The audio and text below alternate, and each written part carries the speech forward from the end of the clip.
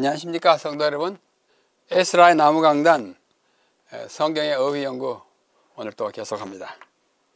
우리는 성경에 있는 다양한 어휘들을 낱낱이 연구함으로써 그 단어를 포함하고 있는 문맥과 성경 전체의 의미, 신학을 함께 생각하는 것입니다. 오늘은 84번째 율법의 종류와 목적 공부합니다. 지난 시간에 83번째는 율법의 동의어 14가지나 되는 다양한 단어들이 성경에 사용됐는데 그것의 의미를 대충 살펴보고 요약하는 결론을 내렸습니다. 오늘은 그 결론에 기초하여 율법이 갖고 있는 목적이 무엇이며 또 율법의 종류에는 뭐가 있는가, 그래서 율법의 종류와 목적이라는 제목으로 오늘 84번째 강의를 시작하겠습니다. 먼저 율법을 종류를 말하려면 율법을 분류하는 방법을 알아야 할 것입니다. 어떻게 분류하느냐에 따라서 종류가 달라지기 때문입니다. 성경에 율법을 분류하는 방법에는 두 가지가 있습니다. 이 두 가지, 하나는 그 율법의 형식에 따라 분류하는 것이고 하나는 그 율법의 내용에 따라 분류하는 것입니다. 형식, 문구를 어떻게 만들었느냐, 그 법의 형식이죠. 내용은 그 법의 실질적인 내용이 뭐냐 보는 것입니다. 그래서 형식과 내용에 따라서 분류하는 방법이 다른데, 형식에 따라서 율법을 분류하는 것은 율법의 조항에 범법자에 대한 처벌에 관한 규정이 제외된 것, 없는 율법이 있고 처벌에 관한 규정이 있는, 포함된 율법이 있어요. 가령 뭐 어떻게 하라 하면 돼. 이것을 하지 않으면 어떻게 하라는 법이 있지 않습니까? 벌이죠, 벌, 형벌.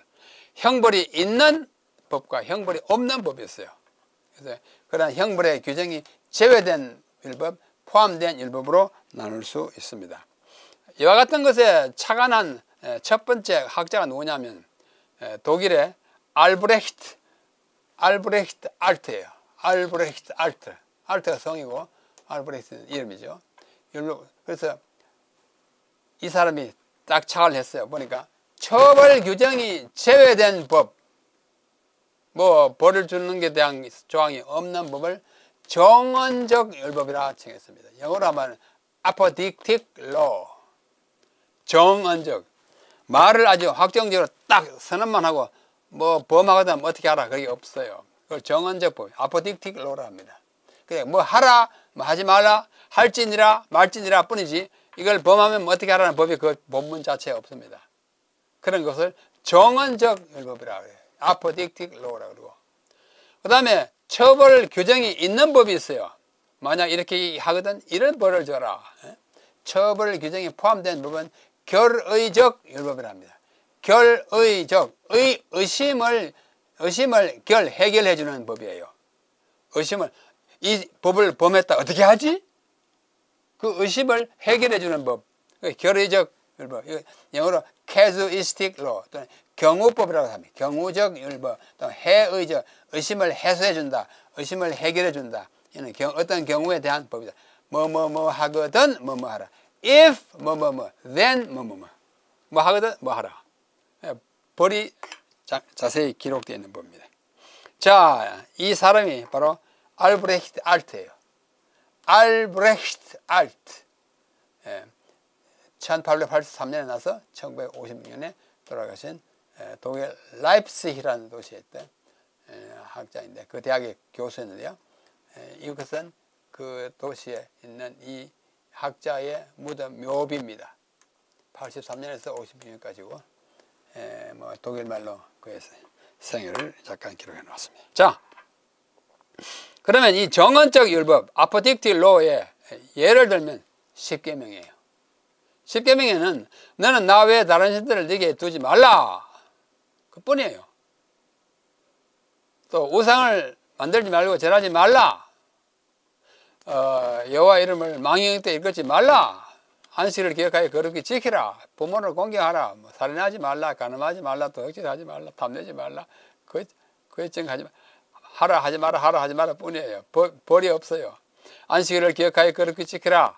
만약 안식일에 뭐 범하거나 뭐 이렇게 하라, 그런 거 없잖아요. 하라 뿐이에요. 부모를 공경하라. 공경하지 않거든 뭐 매를 때리라 그런 거 없어요.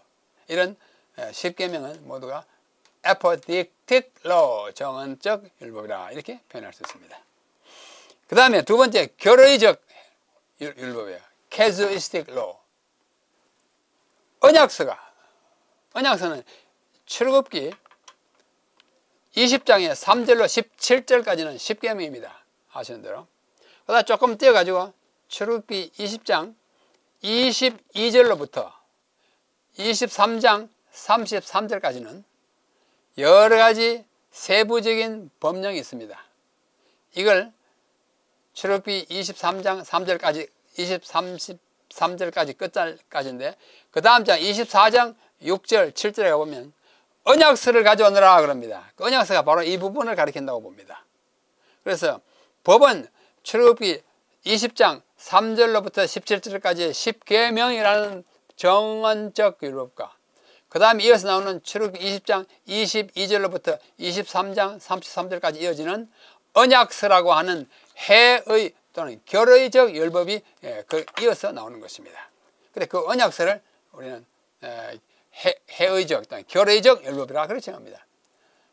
if 만약에 이 사람의 소가 저 사람의 소를 받아서 죽이면 if 만약 이렇게 하면 then 그렇게 하면 살아있는 소를 팔아 다른 소를 죽인 그 살아있는 소를 팔아 그 값을 반으로 나누고 또한 죽은 것도 반으로 나누려니와 나눠가는 거예요. 그 다음에 또 if 만약에 그 소가 본래 받는 버릇이 있는 줄을 알고도 그 주인이 그 임자가 단속하지 아니하였으면 if 뭐 했으면 그러면 그는 소를 갚을 것이요 죽은 것은 그가 차지할 것이라 그렇게 하거든. 받아가지고 죽인 그 산 소는 그 상대방 임자에게 주고 죽은 소는 네가 가져라. 이렇게 이게 결의적 율법입니다. 분명하죠? 만약에 뭐 이렇게든 이렇게 하고 저렇게든 저렇게 벌이 들어있는 거예요. 아주 재미있는 법입니다. 그래서 정언적 율법과 결의적 율법이 있다는 사실을 이해하는 것이 좋습니다. 그 외에도 율법의 종류를 좀 다르게 분류하는 방법이 있습니다. 율법을 그 내용에 따라 분류하면 아까는 형식에 따라서 분류했고 다음과 같이 네 종류로 나눌 수 있습니다. 이것은 어느 한 사람이 했다기보다는 여러 학자들이 이 역사를 흘러내려면서 거의 확정된 법의 종류입니다. 종류예요. 첫째, 도덕법이에요. 내용이 도덕적인 거예요. 둘째는 예식법이에요. 옛날에 이제 구약시대에 예식을 많이 행하지 않습니까? 예식을 행하기 위해서는 많은 까다로운 절차가 있어요. 그 참여하는 사람한테 어떻게 하라. 뭐를 가져오려고 이렇게 하라. 또 특별히 우리 생활에서 우리 예식적으로 우리가 부정하게 되는 것은 이렇게 하라. 그런 거 많이 있습니다. 그 다음에 건강법이 있습니다. 이건 먹어라, 이건 먹지 마라, 이건 먹어라, 이건 먹지 마라. 우리의 위생과 건강에 관한 법이에요. 잘 아시잖아요. 레위기 11장, 신명기 14장. 그 다음에 국가법이 있습니다. 너희가 앞으로 가나안 땅에 들어가거든 왕을 세울 것인데 앞으로 왕은 이렇게 하고 국민은 이렇게 하라. 뭐 많이 있지 않지만 조금 그런 국가의 운영에 대한 법이 있습니다. 그래가지고 국가법이래요. 도덕법은 moral law, 도덕법이라고 그러고 예식법은 ceremonial law라고 하고 건강법은 health law 또는 hygienic law, 위생법이라고 합니다. 국가법은 civil law, 시민법이라고 말합니다. 자, 한번 읽어보십시오. 첫째 뭐요? 도덕법. 둘째, 예식법. 셋째, 건강법. 넷째, 국가법. 내용에 따라서. 그래서 이 율법 4개의 목적과 성경의 예들을 살펴보면 다른 것은 우리 국가에도 한국에 육법전서라는 것이 있어요. 뭐 헌법, 민법, 상법, 형법, 민사소송법, 형사소송법 이래가지고 육법전서가 뭐 이렇게 두꺼운 책으로 나와 있는데요. 이것이 그 내용에 따라서 육법 6가지 법으로 나누듯이 구약의 율법은 이렇게 육법이 아니고 사법으로 나눌 수가 있음을 우리는 기억하는 것이 좋겠습니다. 자, 제일 먼저 도덕법, 모랄로예요. 인간이 도덕적 존재이기 때문에 우리에게 부여된 법입니다. 도덕적인 존재가 뭐예요? 윤리 지키며 살아야 하는 존재잖아요. 우리는 자식이잖아요. 자식이면 부모를 공경해야 돼요. 마땅히 공경해야 돼요. 그죠? 우리는 하나님의 피조물이에요. 마땅히 하나님을 섬겨야 돼요. 또 천지를 창조하신 하나님, 그 창조의 위협을 기념하는 날이 안식일, 안식일 지키는 마땅히 하나의 피조물 인간으로서 지키는 도덕적 율법입니다. 거짓 증거하지 마라, 살인하지 마라, 뭐 다 인간이 도덕적 존재이기 때문에 지켜야 하는, 그러므로 10계명은 도덕법입니다. 하나님만 섬기라, 우상을 만들지 말고 절하지 마라, 여호와 이름을 망대로 안식일을 지켜 거룩하게 하라, 부모를 공경하라, 살인하지 가늠하지 말라, 정하지 마라, 이웃을 탐내지 말라. 뭐 이렇게 다 뭐요? 도덕적 존재이기 때문에 하는 것이니까 우리에게 꼭 필요한 법이라고 할 수 있습니다. 둘째, 예식법은 제의 여러 가지 제사와 의례, 예식, 절기에 관한 법입니다. 제사법이 다 예식법에 속해요. 각종 제사에 관한 규정입니다. 제물에 관한 것, 드리는 방법, 거제는 이렇게 받들어들고 요제는 흔들어뜨리고 하는 방법. 그 다음에 시간, 언제, 장소, 어디서, 5대 절기 있지 않습니까? 레위기 1장으로 7장에 보면 번제, 소제, 화목제, 속죄제, 속건제 5개 기본 제사에 관한 법이 잘 있어요. 그 다음에 절기, 뭐 6월절, 무교절, 조칠절, 칠칠절, 나팔절, 속죄절, 7대 절기가 있습니다.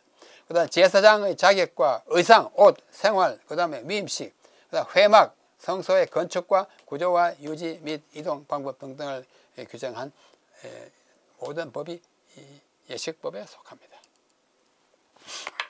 셋째는 건강법입니다. 헬스로우라고 그러죠.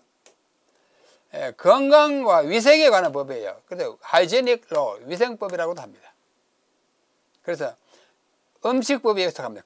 우리 건강에 가장 중요한 것은 음식이잖아요. 음식물에 관한 법이 있어요. 짐승을 먹을 때는 발굽이 갈라지고 되새김질하는 가령 소나 뭐 양이나 이런 걸 먹지, 다른 걸 먹지 말라 그래요. 부정하다 그랬어요. 또 어류는 지느러미야 비늘 있는 것만 먹어라. 그 외에 뭐 미꾸라지 같은 거, 상어 같은 걸 먹지 말라. 조류는 종류를 정해놨어요. 뭐 여러 가지 이런 것은 먹지 마라. 매, 까마귀, 다크호스 이상한 거 많습니다. 그죠? 타조 이런 거 부정하다 그랬어요. 거기 없는 것은 정하다, 먹어도 된다. 곤충, 날개와 뛰는 다리가 있을 것, 기어다니는 생물, 파충류는 모두 금지해 놓았습니다.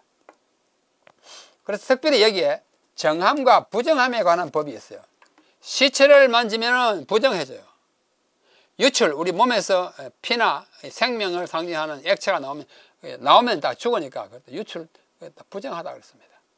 음식에도 부정한 것이 있고, 문둥병 하면 부정하고, 성관계 이후에 얼마 동안은 이제 우리 몸 안에서 생명의 요인이 되는 액체가 나왔기 때문에 나오면 죽잖아요. 죽으니까 시체를 만지는 것과 비슷한 부정을 타요.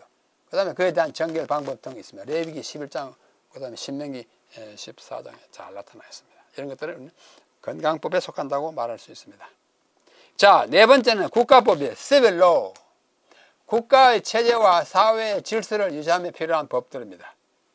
그래서 시민법이라, Civil Law, 시민법이라고 합니다. 국가의 구조와 행정체제, 왕정제도의 이상과 왕의 책임, 그리고 백성의 책임과 의무 등등이에요. 여기 구체적으로 보면 신명기 17장에 보면 왕을 세우려거든 내 동족 가운데서 택하라. 다른 데서 왕 데려오지 마라 그랬어요. 국가법입니다. 그 다음에 그 왕은 병마를 얻으려고 사람을 애국으로 보내지 마라. 병마, 병사와 말, 그것에 의존하는 것은 국가를 안전하게 유지하는 것이 아니고 하나님을 의지하는 것입니다. 병마를, 군대를, 용병을 얻으려고 애굽에 사람 보내거나 그런 허황한 일을 하지 마라. 아내를 많이 두지 마라. 왕이요. 왕이 아내가 왕궁이 많으면, 궁녀가 많으면 이제 복잡해지잖아요. 그 다음에 율법책을 항상 곁에 둬라. 왕이. 이런 것들 다 시빌 국가법에 해당합니다. 국가를 잘 유지하기 위해서. 그래서 이 네 가지 법을 자세히 보면 어떤 것들은 그 유효 기간이 아주 깁니다. 자, 먼저 율법의 형식에 따른 분리는 정언적 율법과 교리적 율법이 있었죠. 내용에 따른 분리는 도덕법, 예식법, 건강법, 국가법 있는 걸 방금 위에서 봤고, 이것의 율법의 목적과 시효, 도덕법을 왜 지켜? 인간이 도덕적인 존재이기 때문에 인간이 도덕적인 존재를 포기하지 않는 한 도덕법은 유효합니다. 시효가 영원해요. 인간은 인간이기 때문에 하나님을 영원히 섬겨하고, 우리는 다 자녀이기 때문에 부모를 잘 섬겨야 하고, 동료 인간들에게 거짓말하면 안 되고, 예식법은 제사 제도가 존속하는 한 유효합니다. 제사 제도가 끝났기 때문에 이제 이건 우리에게 적용이 되지 않아요. 건강법은 인간의 체질이 변하지 않는 한 유효합니다. 다시 말해서 돼지고기는 모세 시대에만 부정했을 뿐만 아니라 그때의 모세와 우리의 체질이 같아요. 그러므로 그때 부정한 것은 지금도 부정합니다. 돼지고기는 오늘날 우리에게 부정하다고 성경은 말하는 것입니다. 국가법은 이스라엘 국가가 존속되는 한 유효했어요. 이스라엘 국가가 체제가 다 무너지고 없습니다. 지금 우리는 뭐 왕정제도도 아니고 모든 주권은 국민으로부터 하는 민주체제잖아요. 대통령 뽑잖아요. 그래서 이 네 가지 법 중에 어떤 법들은 아직도 유효하고 어떤 법들은 폐지 또는 더 이상 유효하지 않습니다. 그래서 제가 판단하기로, 또 많은 학자들이 판단하기로, 도덕법은 아직도 유효합니다. 시효가 영원해요. 인간이 도덕적인 존재인 한. 그 다음에 건강법은 그때 더러운 고기는 오늘 또 우리에게도 부정한 고기인 것입니다. 이 둘은 시효가 아직도 존속되고, 그 다음에 예식법과 국가법은 폐기 또는 그 적용 시효가 끝났다고 볼 수 있는 것입니다. 이것을 기억하시고 우리가 여전히 십계명을 지킬 것이며 여전히 건강법을 잘 지킴으로써 우리는 사람다운 사람, 하나님의 구원받은 사람답게 살고 또 정결하게 삶으로 우리의 건강을 정진하는 그런 삶이 이어지기를 간절히 바라면서 오늘 84번째 율법의 종류와 목적에 대해서 잠시 살펴봤습니다. 여러분, 율법이 너무 나쁜 것으로만 생각하지 마시고, 또 율법을 지킴으로써 구원한다고 생각하지 마시고, 율법은 우리에게 필요한 것, 우리가 인간답게 살기에 적당한 것을 하나님께서 주신 것이라 생각하시고 즐겁게 지키면 기쁨과 행복이 올 것입니다. 다음 시간 다시 뵙겠습니다. 안녕히 계십시오.